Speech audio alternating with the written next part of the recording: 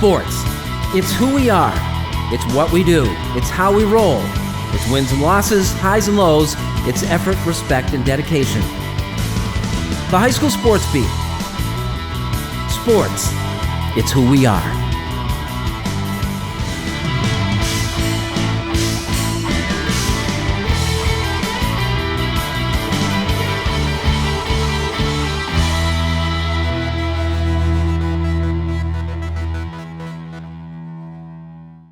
Hello everyone, welcome and thanks for joining us on the High School Sports Beat. I'm Dave Yates. We continue our look back at our 10 years of covering Section 5 sports, and we begin with a record-setting swimmer from Wilson from December of 2011. Here's Bill Punko.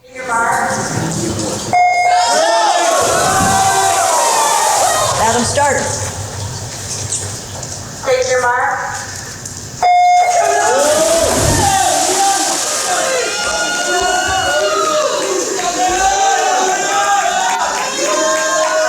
Another meet, another record.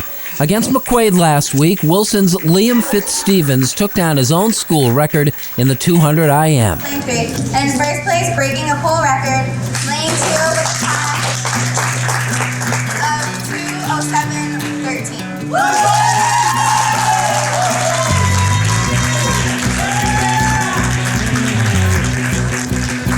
Fitzstevens also owns school marks and events as diverse as the backstroke, his strongest, and the 500 distance swim. In fact, his name is on the wall so much, they've run out of some of the letters that form his name. It's a good problem to have, a good problem to have created. I do take pride in it, and I'm really happy just to take down some of the old times that have been up there for like 15, 16 years, and just sort of like turn a new leaf in the Wilson swimming. Take your mark. Last year as a sophomore, Fitzstevens became the first city school swimmer in 16 years to qualify for the state swim meet. It's an experience he intends to build upon. I'm really excited for states. I hope I'll make it. The cut's faster by I think half a second, because like each year they just make the times faster because more and more people are qualifying. Ever since he qualified for states, we've definitely gotten quite a few more meets with higher ranked schools, and they want to swim them, they want to see what the rest of the program is about, and we go there and we give them our best and we show them what we're about at Wilson. Jackson has been the head coach for 3 years. A substitute teacher at Franklin with a swimming background, Carly took the position at Wilson when nobody else would. The results have been gratifying, with Fitzstevens playing the lead role and the Rochester Rapids club team providing added support. The swim programs at Wilson are thriving.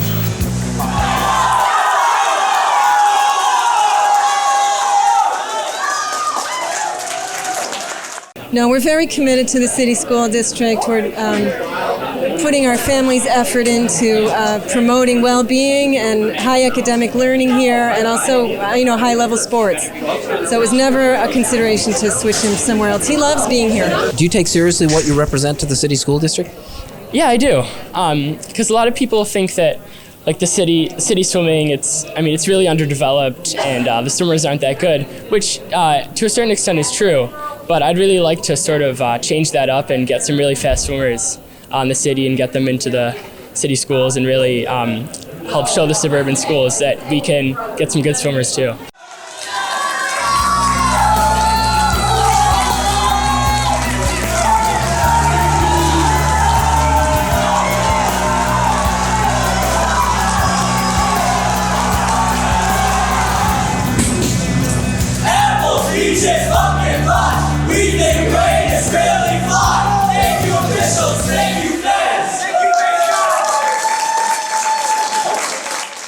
Liam went on to an outstanding college career at Swarthmore, where he holds 5 school records, including the 200-meter backstroke and the 400 IM. Currently, Liam is in Tübingen, Germany, working as a PhD student at the Max Planck Institute in the Department of Microbiome Science.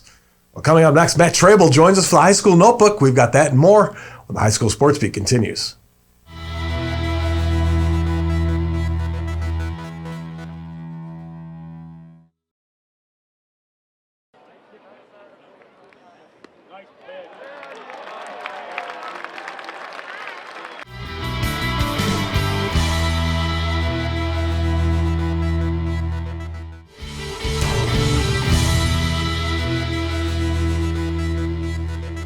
Hello, everybody, and welcome back once again to the High School Sports Beat. I am Dave Yates. It's time now for the High School Notebook, and you know what that means. It's also time for Matt Trabold to join us. Matt, thanks so much for hopping on board. Thanks for having me on.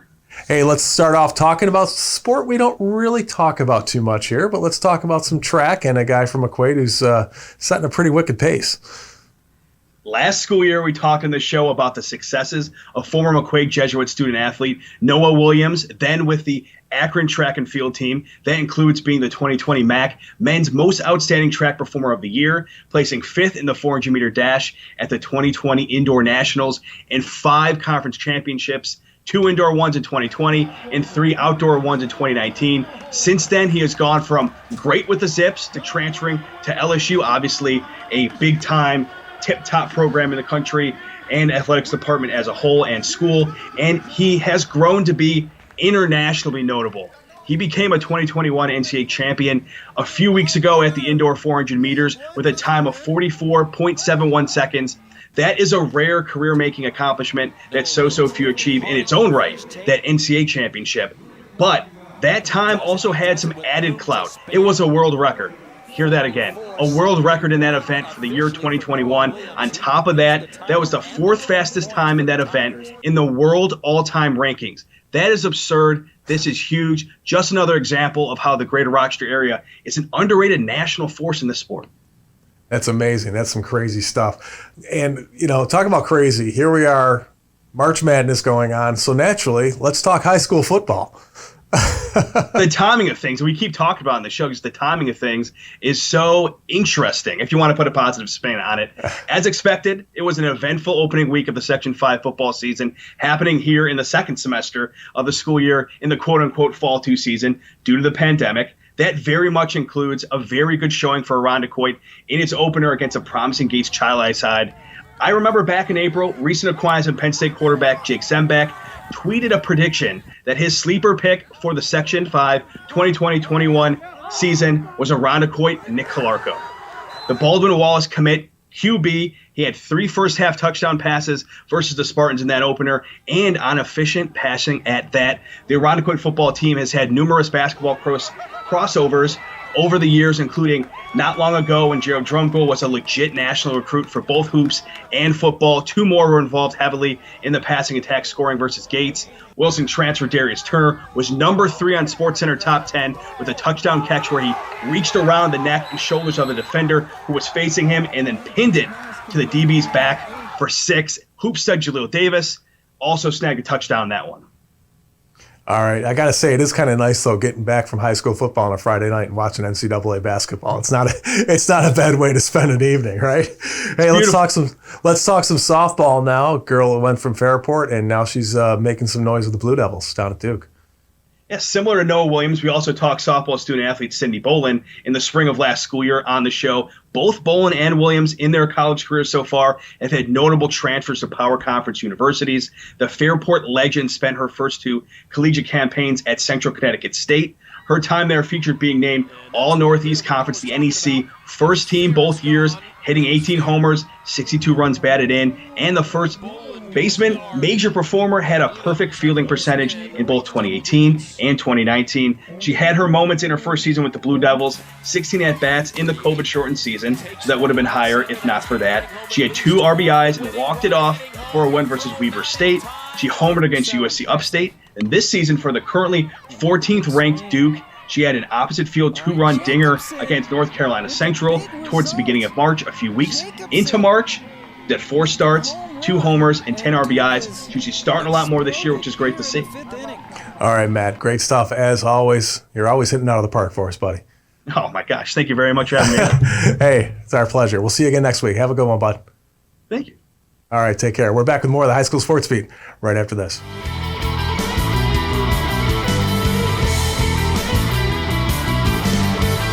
Coming up next, this week's Making the Grade nominee, and later it's Victor Girls Lacrosse taking on the challenge of the Pal-Mac Red Raiders. High School Sports Beat returns.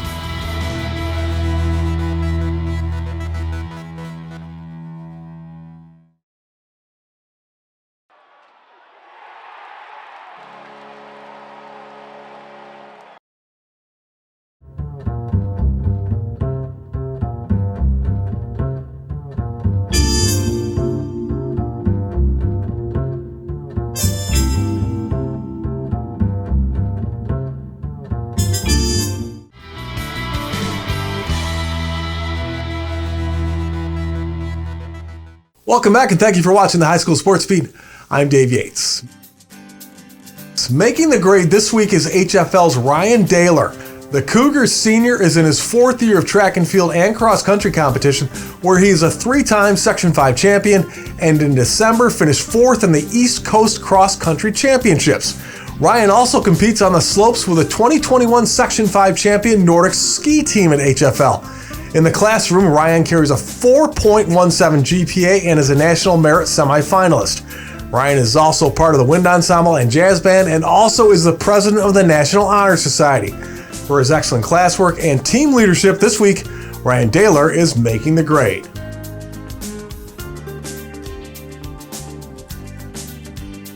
If you have a student in mind for our Making the Grade segment, we want your nominations. Send them into mtg@rocksportsnow.com. And now here's some of the athletes, teams, and coaches making news in our Section 5 Spotlight. Congrats to Churchville-Chile Athletic Director Michael Murray for his appointment as the new president of the New York State Athletic Administrators Association. Mike's theme for the 2022 conference will be Unified in Excellence, promoting a campaign of diversity and inclusion. Pittsford Mendon alum Dan Cook was named St. John Fisher's Athlete of the Week after averaging 25 points a game with 11.3 rebounds during a 3-game stretch that included a career-high 36 points. Dan was also named the Empire 8 Athlete of the Week. And an update on Sierra Dillard. The Gates Chile and UB Bulls alum had a huge game for her team in Finland, scoring 40 points with 6 rebounds and 7 assists. Sierra is a league MVP nominee in Finnish Korisliiga. Coming up next, a lacrosse matchup from Victor when the High School Sports Beat continues.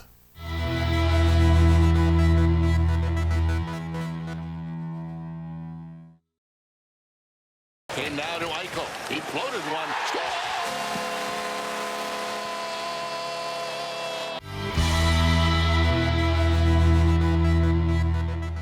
Welcome back. Thanks for joining us on the High School Sports Beat. I'm Dave Yates. We flash back now to May of 2014 and a girls lacrosse matchup between two girl powerhouses. Here's Bill Pucko. Ordinarily, sports teams are advised against looking too far ahead on their schedule. That's not the case in Victor, where the girls lacrosse team had its eyes on the future, even as they played Pal Mac.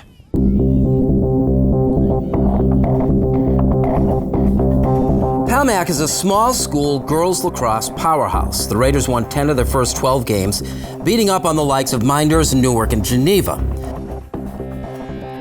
Playing at Victor was a whole nother matter. The Blue Devils are among the state's elite. 12-2 coming in, those losses coming to powerful Penfield and Pittsford by a total of just 3 goals.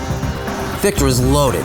I think this year we have a bunch of different scorers. It's not 1 or 2 people scoring goals. We have 5 or 6 players every game getting goals for our team. Seniors, the whole senior night, it's a pretty impressive class, isn't it? Yeah, we're doing really well. A bunch of us are playing in college, so we're a very successful class. The Devils wasted little time asserting their dominance. Very little time. Junior Allie Freeze won the faceoff. The play went from Sarah Kopp to Bridget Flynn. Just 12 seconds into the contest, it was 1-0 Victor. Victor wound up scoring the game's first 5 goals in the first 5 minutes. Freeze was set up in front for the first of her 3, but face-offs are Allie's game, and she's not giving too much away. Well, I've been doing face-offs ever since I started playing lacrosse, and I just really try to push it hard to my teammates, and because I know my teammates will back me up there, and I really work to go right as soon as the whistle blows and get that head start. Is that the trick? There's got to be a trick to it when you're winning about, at least here today, about 3/4 of them. Is that the trick? Oh, I can't give away my trick. Come on, give away the trick. Tell me what makes you good in there. You just gotta watch the ref and be ready when the whistle blows and have quick reactions. But there is something that you're not telling us, right? Yep. If there's a star in Victor, it's Maloney, who scored 4 in this one. After her first of those made it 5-0, Pal Mac called time. He pumped us up. He goes, this is a game that we need. We need this game to get better. We need to prepare for sectionals. We need to come out. We need to show us who we are. We want to play at this level. We really do. So we came out, 1-2 draws, we set the tone. Indeed, after that timeout, Pal Mac not only got control of the ball in Victor territory for the first time in the game, the Red Raiders scored twice. Those two goals coming just 20 seconds apart. Rolls got the second of them, and it was a 5-2 game. I play with a lot of these Victor girls on the Relentless Hustle team, so I knew they're really skilled, and this team is very good. When I saw them in rankings beating Brighton, Pittsford, those teams come in close games, I knew they were going to be a tough game, but we came out here and showed that we're also pretty tough. Victor regained momentum and control of the game, keeping Palmac goalie Megan Doyle pretty busy. First year on varsity, actually, my goalie coach, Mr. G, used to tell me, you need to have a memory as a goldfish. 3-second memory, once it goes in, it's over, move on, and you just gotta keep it positive. The Raiders got 4 goals in that first half, the last result of a nice combination, going Jordan Dela to Riley Arnold to Abby Halsey to close it out. But Victor was in command with a 12-4 lead.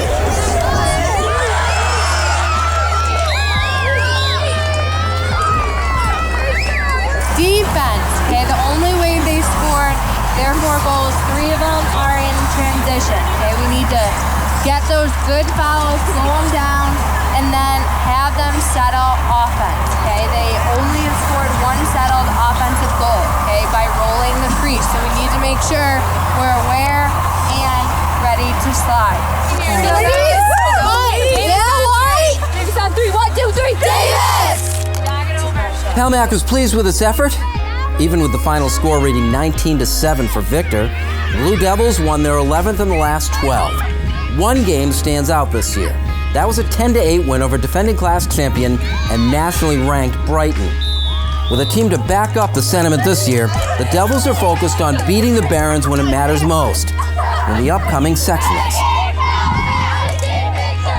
I think our intensity was raised last year when Brighton beat us in the semifinals. So I think our team had a big goal this year to come together and go after Brighton. And I think this year our main focus is working as a team, and that's how we beat Brighton. Tell me about the rivalry. What does it make you feel? Does it keep you up nights? It does. Our coaches always tell us they can't sleep most nights. They're always thinking about our games, and it definitely keeps us up. We get pumped up for that game more than any other game, I think.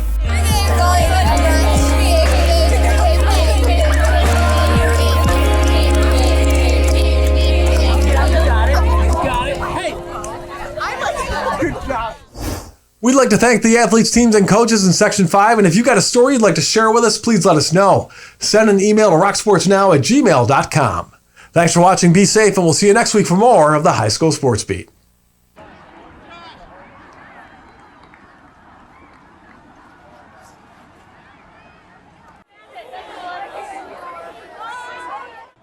From Gates Charlie, one of the top runners in Section 5, champion in this race.